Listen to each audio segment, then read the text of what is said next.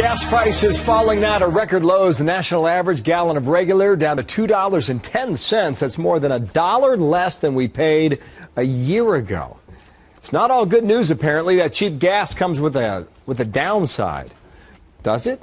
Casey Stiegel's live in Midland, Texas with that story. What's the fallout for the price of the pump there in Texas, Casey?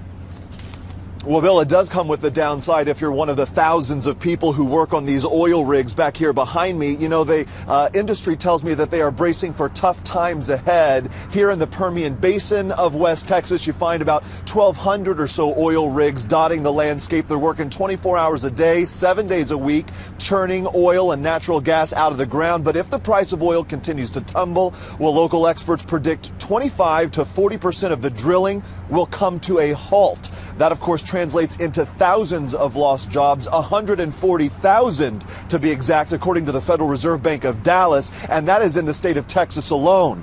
Some companies have already begun to hand out pink slip, while others are avoiding layoffs but slowing production. We have been running 4 rigs most of 2014. We have already dropped 1 and gone to 3. And we will be in the process in late February, early March, and we'll go to 2.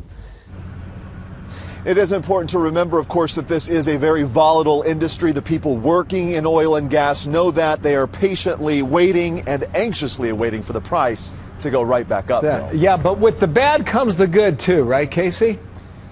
Of course, you know, it's a catch-22. Aside from the obvious, we are paying some of the cheapest gas prices we have seen in this country since 2009 and before, and researchers say that is simple economics. If people are spending less to fuel up, well, then they have more cash to drop elsewhere.